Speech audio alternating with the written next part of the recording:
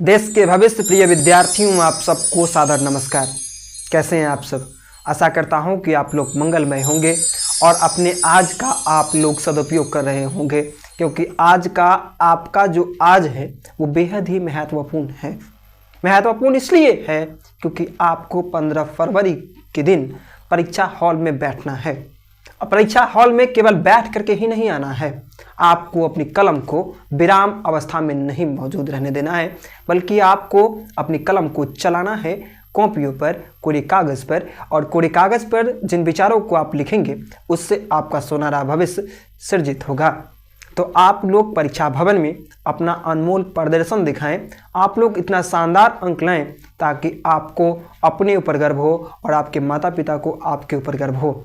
मैं माँ सरस्वती भगवती से प्रतिदिन यही प्रार्थना करता हूँ कि हे माँ सरस्वती, न केवल मेरे इस छोटे से शैक्षणिक संस्थान में पढ़ने वाले मेरे अनमोल बच्चे, बल्कि वो तमाम बच्चे जो बिहार के किसी भी कोने के हैं, बिहार के किसी भी गांव के हैं, किसी भी ज़िले के हैं, वे तमाम बच्चे जो कि मेहनत कर रहे हैं और वाकई में दिन रात एक करके श्रम कर रहे हैं, उन तमाम बच्चों का परीक्षा परिणाम सुखद आए, उन तमाम बच्चों की परीक्षा अच्छी जाए।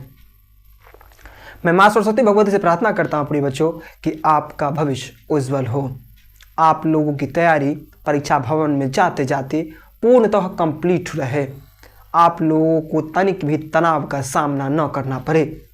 मैं प्रार्थना भगवान से कर सकता हूँ, मैं प्रयास कर रहा हूँ कि आप लोग कुछ बेहतर करें। मैं अपनी उम्मीदों पर, मैं अपने विश्वासों पर और मैं अपने कार्य के प्रति कहाँ तक खरा उतर पा रहा हूँ यह तो मैं नहीं जानता, मगर मैं सदा यही प्रयास करता हूँ कि आप लोगों के लिए कुछ न कुछ अच्छा करूँ। मेरे ज्ञान, मेरे कौशल, मेरी बुद्धि, मेरे विवेक में कमी हो सकती है।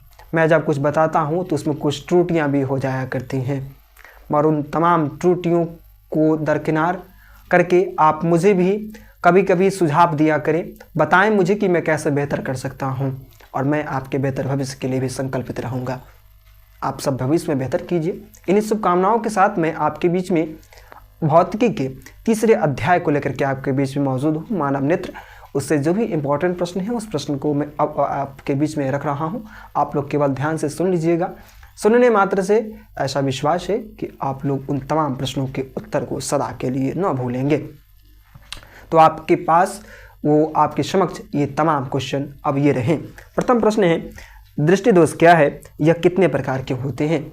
तो लिखेंगे, वह दोष जिसके कारण आँख में जो रेटिना होती है उन रेटिना पर निकट स्थित वस्तु अथवा दूर स्थित वस्तु अथवा न तो निकट न तो दूर स्थित वस्तु का प्रतिबिंब आँख के रेटिना पर स्पष्टतः बन पाता है, तब यह कहा जाता है कि वह दोष दृष्टि दोष के अंतर्गत आता है।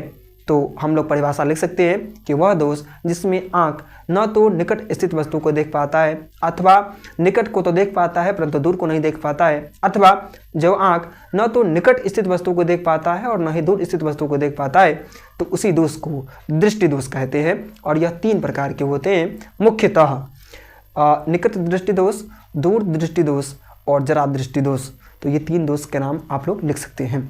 इसके पश्चात अगला इंपॉर्टेंट प्रश्न इस पाठ से, रेलवे की सिग्नल का रंग लाल रंग का ही क्यों होता है? तो लिखेंगे, रेलवे का सिग्नल लाल रंग का ही इसलिए होता है क्योंकि लाल रंग का प्रकीर्णन अधिक होता है, और कुहेसा वाले दिनों में भी लाल रंग जो है सो प्रकीर्णन अधिक होने के कारण दूर से ही दिखाई दे देता है। इसलिए रेलवे का सिग्नल लाल रंग का ही होता है, क्योंकि जब लाल रंग को दूर से ही दिखाई दे देता है लाल रंग, इस कारण से जो भी पथिक होते हैं, जो भी वाहन चालक होते हैं, वो सजग हो जाते हैं और रेलवे के सिग्नल को ध्यान में रखते हुए अपनी गाड़ी का ब्रेक लगा लेते हैं। तो इस कारण से रेलवे का सिग्नल लाल रंग का ही लगा रहता है, ताकि यात्री दिग्भ्रमित ना हो और अपने गंतव्य के लिए जाने के हड़बड़ी में जीवन की गाड़ी को ही बंद न कर दें। उसके पश्चात अगला इंपॉर्टेंट प्रश्न इस पाठ से, निकट दृष्टि दोष क्या है और यह दोष दूर करने के लिए किस लेंस का प्रयोग किया जाता है? तो लिखेंगे, निकट दृष्टि दोष आँख का वह दोष है जिसमें निकट की वस्तु स्पष्टतः तो दिखाई देती है मगर दूर की वस्तु स्पष्टतः दिखाई नहीं देती है, और इस दृष्टि दोष को दूर करने के लिए अवतल लेंस का प्रयोग किया जाता है। निकट दृष्टि दोष का कहने का मतलब यह हुआ, जैसे हमारी आंखों के निकट यह वस्तु यदि है तो यह निकट दृष्टि दोष में हमें यह वस्तु साफ साफ दिखाई देगी, मगर ज्यों ही हम लोग दूर जाएंगे तो ये वस्तु हमें दिखाई नहीं देगी। अर्थात निकट दृष्टि दोष में निकट की वस्तु स्पष्ट से दिखाई देती है, परंतु दूर की वस्तु अस्पष्ट से दिखाई नहीं देती है। और दूर दृष्टि दोष में क्या होता है, तो हम लोग यदि दूर है तो दूर से ये वस्तु अस्पष्टता दिखाई देती है, मगर ज्यों ही हम लोग नज़दीक में जाते हैं तो यह वस्तु हमें दिखाई नहीं देती है। तो यह दूर दृष्टि दोष हो गया। दूर दृष्टि दोष की परिभाषा यदि आपसे पूछे जो दूर दृष्टि दोष किसे कहते हैं, तो आप लोग लिख दीजिएगा, दूर दृष्टि दोष आंख का वह दोष जिसमें दूर की वस्तु अस्पष्टता दिखाई देती है परंतु निकट की वस्तु अस्पष्टता नहीं दिखाई देती है। और इस दोष को दूर करने के लिए उत्तल लेंस का प्रयोग किया जाता है। और जब आपसे पूछे कि जरा दृष्टि दोष क्या है, तो लिखेंगे आंख का वह दोष जिसमें न तो निकट की वस्तु दिखाई देती है और न ही दूर की वस्तु दिखाई देती है, न तो दूर की वस्तु दिखाई देगी और न ही नज़दीक की वस्तु दिखाई देगी, तो उस दृष्टि दोष को जरा दृष्टि दोष कहते हैं। और इस दोष को दूर करने के लिए बाइफोकल लेंस का प्रयोग किया जाता है, जिसे द्विफोक्सी लेंस भी कहा जाता है। तो इसके प्रकार अगला इंपॉर्टेंट प्रश्न इस पाठ से, सामान्य नेत्र 25 सेंटीमीटर से निकट रखी वस्तुओं को सुस्पष्टतः क्यों नहीं देख पाता है। तो लिखेंगे सामान्य नेत्र 25 सेंटीमीटर से निकट स्थित वस्तु को सुस्पष्टतः नहीं देख पाता है। ऐसा इसलिए क्योंकि 25 सेंटीमीटर से निकट स्थित वस्तुओं का प्रतिबिंब रेटिना पर पूर्णतः स्पष्टतः नहीं बन पाता है ना। इस कारण से 25 सेंटीमीटर से निकट स्थित वस्तु का प्रतिबिंब जो है सो आंख के रेटिना पर न बनने के कारण सामान्य नेत्र 25 सेंटीमीटर से निकट स्थित वस्तु को स्पष्टतः नहीं देख पाता है। इसके पश्चात अगला इंपॉर्टेंट प्रश्न इस पाठ से है, जो प्रकाश का वर्ण विक्षेपण किसे कहते हैं। तो लिखेंगे जब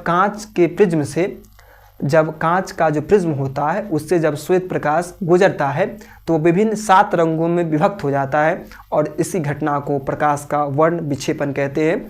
और प्रकाश का वो जो श्वेत प्रकाश जिन 7 रंगों में विभक्त होता है उसका नाम है बैजानी हॉपिनाला, अर्थात बैगनी, जामुनी, हरा और नीला, पीला, लाल, है ना। बै से बैगनी, जा से जामुनी, ह से हरा, नील से नीला, पी से पीला, नाला और न से नारंगी और ला से लाल, है ना। तो इन 7 रंगों में क्या होता है, ये विभक्त हो जाता है, तो इसे कहा जाता है बैजानी हॉपिनाला। तो श्वेत प्रकाश का विभिन्न 7 रंगों में विभक्त होने की प्रक्रिया को ही प्रकाश का वर्ण विक्षेपण कहा जाता है। जब कांच की सिल्ली से जैसे ही कांच का जो प्रिज्म जो होता है उससे जैसे ही श्वेत प्रकाश गुजरता है तो इस 7 रंगों में विभक्त हो जाता है। इसी घटनाओं को प्रकाश का वर्ण विक्षेपण कहते हैं। इसके पश्चात अगला इंपॉर्टेंट प्रश्न है, किसी अंतरिक्ष यात्री को आकाश नीले की अपेक्षा काला क्यों दिखाई देता है। तो लिखेंगे किसी अंतरिक्ष यात्री को आकाश नीले की अपेक्षा काला इसलिए दिखाई देता है क्योंकि अंतरिक्ष में वायुमंडल की उपस्थिति नहीं होती है। वायुमंडल की उपस्थिति के कारण ही आकाश का रंग नीला दिखाई देता है, मगर अंतरिक्ष में वायुमंडल की उपस्थिति नहीं होती है, वायुमंडल अंतरिक्ष में नहीं होता है, इस कारण से आकाश का रंग नीला नहीं बल्कि काला दिखाई देता है। इसके पश्चात अगला इंपॉर्टेंट प्रश्न इस पाठ से, स्वच्छ आकाश का रंग नीला दिखाई देता है क्यों। तो लिखेंगे स्वच्छ आकाश का रंग नीला दिखाई देता है, इसका मूल कारण वायुमंडलीय अपवर्तन भी है, क्योंकि आकाश नीला इसलिए दिखाई देता है क्योंकि जहाँ पर हम लोग मौजूद हैं वहाँ पर वायुमंडल की उपस्थिति है।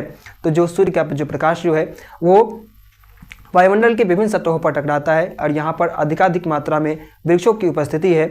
इस कारण से उन वृक्षों पर उन वैसे पदार्थ जो कि हरे भरे होते हैं उन पदार्थों पर जब सूर्य का प्रकाश पड़ता है तो प्रकाश पड़ करके टकरा करके वापस लौट करके ऊपर की ओर जाता है। इस कारण से आकाश जो है सो वायुमंडलीय अपवर्तन के कारण हमें नीला दिखाई देता है। अथवा बृहद क्षेत्रों में जल की उपस्थिति के कारण भी हम लोग लिख सकते हैं कि आकाश का रंग नीला दिखाई देता है। तो जो कारण आपको परीक्षा में स्मरण रहे उस कारण को आप लोग लिख सकते हैं। 2 नंबर का क्वेश्चन रहेगा, इतना लिखना ही पर्याप्त रहेगा। इसके पश्चात अगला इंपॉर्टेंट प्रश्न इस पाठ से, सूर्योदय के समय सूर्य का रक्तभाव क्यों प्रतीत होता है। तो लिखेंगे सूर्योदय के समय सूर्य का रक्तभाव इसलिए प्रतीत होता है क्योंकि बाकी अन्य रंगों के मुकाबले में लाल रंग का प्रकीर्णन जो है वह कम होता है, क्योंकि इसका तरंग धैर्य जो है सो अधिकतम होता है। तो बाकी और कोई रंग न दिखाई दे करके हमें लाल रंग दिखाई देता है, इसीलिए सूर्योदय अथवा सूर्यास्त के समय में भी सूर्य का रक्तभाव प्रतीत होता है। इसके पश्चात अगला इंपॉर्टेंट प्रश्न इस पाठ से, तारे क्यों टिमटिमाते हैं।